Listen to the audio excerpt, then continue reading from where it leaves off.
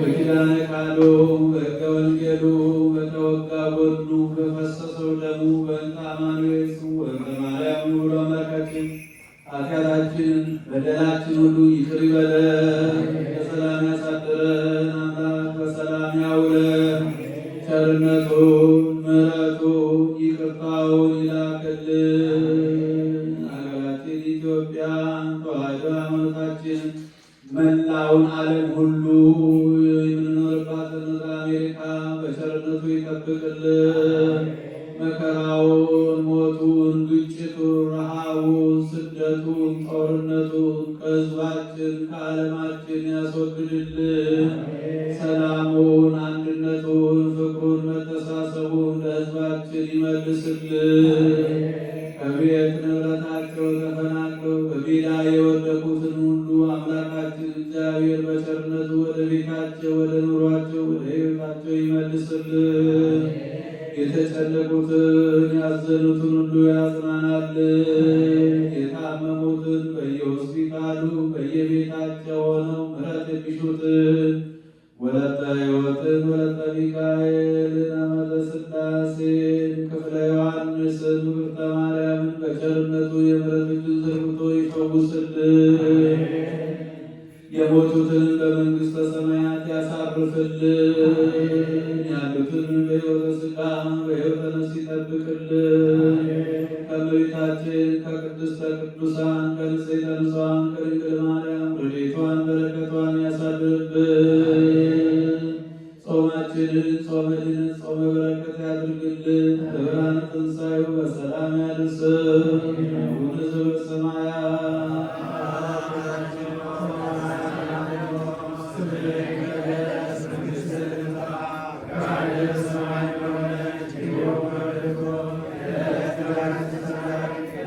Thank you.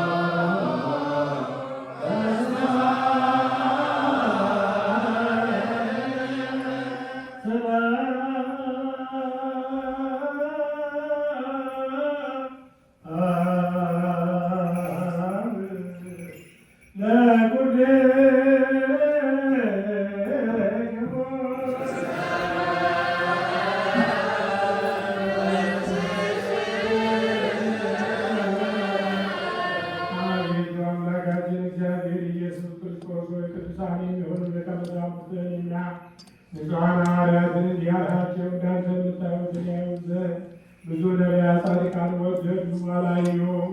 እናንተ ዛሬ የምትሰሙትን ይሰሙ ዘንድ ወደዱ አልሰሙም። የእናንተ ያዩ ዓይኖቻችሁና የሰሙ ጆሮቻችሁ ግን የተመሰገኑ ናቸው። እኛንም ለነሱ የበቃን አድርገን በቅዱሳን ጸሎት የከበረውን የምጽአት ሰምተን እንሠራ ዘንድ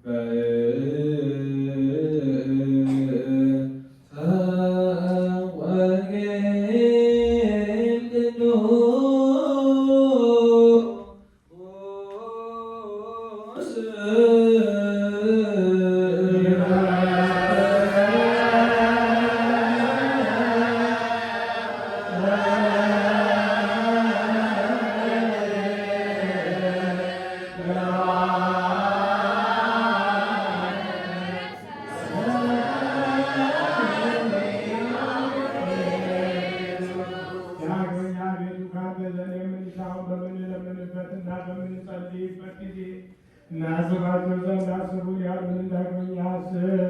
አቤቱ አምላካችን እግዚአብሔር ወይ ከእኛ አስቀድሞ የሞቱትን አሳርፋቸው፣ የታመሙትን ፈጥነህ አድናቸው። የሁላችን ሕይወት፣ የሁላችንን ተስፋ፣ የሁላችንን ማዳን፣ የሁላችንን ማስተሻከለ ለአንተ ምስጋና ምስጋናን እንልካለን።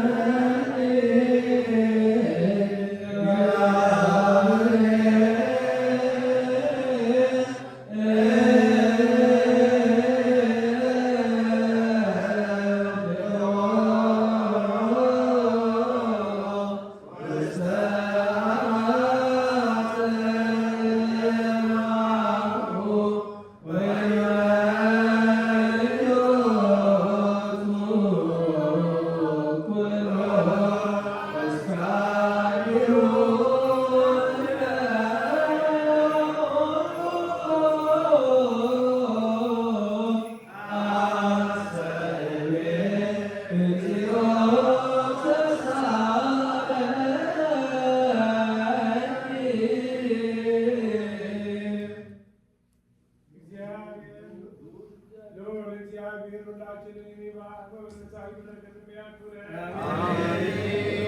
እግዚአብሔር ሁላችንን የሚባርክ በመንፈሳዊ በረከት የሚያክብረን እግዚአብሔር ሁላችንን የሚባርክ በመንፈሳዊ በረከት የሚያክብረን እግዚአብሔር ሁላችንን የሚባርክ በመንፈሳዊ በረከት የሚያክብረን ወደ ቅድስት ቤተ ክርስቲያን መግባታችንን ዘወትር በመፍራትና በመቀጠል ከሚያገለግሉት ከቅዱሳን መላእክት ጋር በአንድነት ያድርግ። በየጊዜውና በየሰዓቱ ሁሉ ከሚያመሰግኑ ከቅዱሳን መላእክት ጋር በአንድነት ያድርግ ዛሬም ዘወትርም ለዘላለሙ። አምላካችንና መድኃኒታችን ሰውን የምትወድ እግዚአብሔር ሆይ ቅዱሳን የሚሆኑ ደቀ መዛሙርትህን አገልጋዮችህን ንጹሐን ሐዋርያት ወደ ዓለም ሁሉ ዳርቻ የሰደዳቸው አንተ ነህ።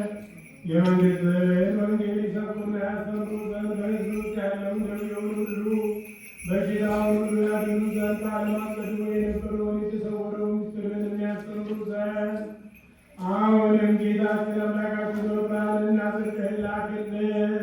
የሐሳባችንና የልቦናችንን ዓይኖች አብራትን የከፈተውን ቃል መሰከር እንድሰማ ዘንድ የወጣናት ዘንድ የምንሰራ ብቻ አይደለም እንደሰማን እንሰራ ነው። ስራ እንዲሆን ታሰራታና ስሳ መቶም ያማረ ፍሬ በላያችን ያፈራ ዘንድ የወገኖችህን ኃጢአት ታስተሰርይ ዘንድ ስራት ቃል እንሆን ዘንድ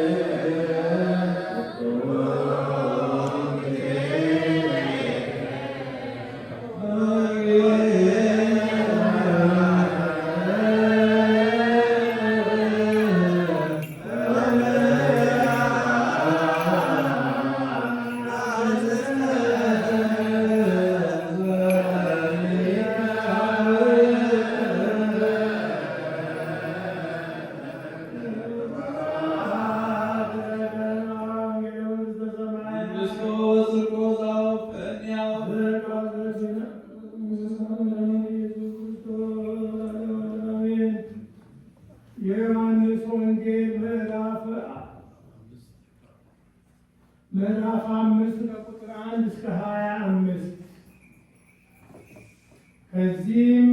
ከዚህም በኋላ የአይሁድ በዓል ነበረ። ኢየሱስ ወደ ኢየሩሳሌም ወጣ። በኢየሩሳሌም በበጎች በር አጠገብ በዕብራይስጥ ቤተሳይዳ የምትባል አንዲት መጠመቂያ ነበረች። 5 መመላለሻ ነበረባት። በእነዚህም ውስጥ ውሃውን መንቀሳቀስ እየጠበቁ በሽተኞች፣ ዕውሮች፣ አንካሶችን፣ ሰውነታቸውም የሰለለ ብዙ ሕዝብ ይተኙ ነበር። አንዳንድ ጊዜ የጌታ መልአክ ወደ መጠመቂያይቱ ወርዶ ውሃውን ያናውጥ ነበርና። እንግዲህ ከውሃው መናወጥ በኋላ በመጀመሪያ የገባው ከማንኛቸውም ካለበት ደዌ ጤናማ ይሆን ነበር። እዚያም ከ38 ዓመት ጀምሮ የታመመ አንድ ሰው ነበረ። ኢየሱስ ይህን ሰው ተኝቶ ባየ ጊዜ እስካሁን ብዙ ዘመን እንዲህ እንደነበረ አውቆ ልትድን ትወዳለህን? አለው። ድውዩም ጌታ ሆይ ውሃው በተናወጠ ጊዜ በመጠመቂያይቱ ውስጥ የሚያኖረኝ ሰው የለኝም። ነገር ግን እኔ ስመጣ ሳለሁ ሌላው ቀድሞ ይወርዳል ብሎ መለሰለት። ኢየሱስም ተነሳና አልጋህን ተሸክመ ሂድ አለ። ወዲያውም ሰውየው ዳነ፣ አልጋውን ተሸክሞ ሄደ። ያን ቀን ሰንበት ነበረ። ስለዚህ አይሁድ የተፈወሰውን ሰው ሰንበት ነው፣ አልጋህንም ልትሸከም አልተፈቀደልህም አሉት። እርሱ ግን ያዳነኝ ያ ሰው አልጋህን ተሸክመ ሂድ አለኝ ብሎ መለሰላቸው። እነርሱም አልጋህን ተሸክመ ሂድ ያለ ሰው ማን ነው ብለው ጠየቁት። ዳሩ ግን በዚያ ስፍራ ሕዝብ ስለነበሩ ኢየሱስ ፈቀቅ ብሎ ነበርና የተፈወሰው ሰው ማን እንደሆነ አላወቀውም። ከዚህ በኋላ ኢየሱስ በመቅደስ አገኘውና እነሆ ድነሃል፣ ከዚህ ከምብስ እንዳይደርስብህ ወደፊት ኃጢአት አትሥራ አለው። ሰውየውም ሄዶ ያዳነውን ኢየሱስ እንደሆነ ለአይሁድ ነገረ። ስለዚህም በሰንበት ይህን ስላደረገ አይሁድ ኢየሱስን ያሳድዱት ነበር፣ ሊገድሉትም ይፈልጉ ነበር። ኢየሱስ ግን አባቴ እስከ ዛሬ ይሠራል፣ እኔም ደግሞ እሠራለሁ ብሎ መለሰላቸው። እንዲህም እንግዲህ ሰንበትን ስለሻረ ብቻ አይደለም፣ ነገር ግን ደግሞ ራሱን ከእግዚአብሔር ጋር አስተካክሎ እግዚአብሔር አባቴ ነው ስላለ፣ ስለዚህ አይሁድ ሊገድሉት አብዝተው ይፈልጉት ነበር።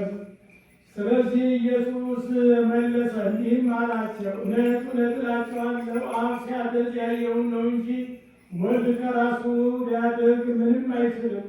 ያ የሚያደርገውን ሁሉ ወልድ ደግሞ ይህን እንዲሁ ያደርጋልና፣ አብ ወልድን ይወዳልና የሚያደርገውን ሁሉ ያሳየዋል። እናንተም ትደነቁ ዘንድ ከዚህ የሚበልጥ ሥራ ያሳየዋል። አብ ሙታንን እንደሚያነሳ ሕይወትን እንደሚሰጣቸው እንዲሁ ወልድ ደግሞ ለሚወዳቸው ሕይወት ይሰጣቸዋል። ሰዎች ሁሉ አብን እንደሚያከብሩት ወልድን ያከብሩት ዘንድ ፍርድን ሁሉ ለወልድ ሰጠው እንጂ አብ በአንድ ሰው እንኳ አልፈረደም። ወልድን የሚያከብር የላከውን አብን አያከብርም። እውነት እውነት እላችኋለሁ ቃሌን የሚሰማ የላከኝንም የሚያምን የዘላለም ሕይወት አለው፣ ከሞትም ወደ ሕይወት ተሻገረ እንጂ ወደ ፍርድ አይመጣም። በወልድ ያመነ የዘላለም ሕይወት አለው አለ ጌታ።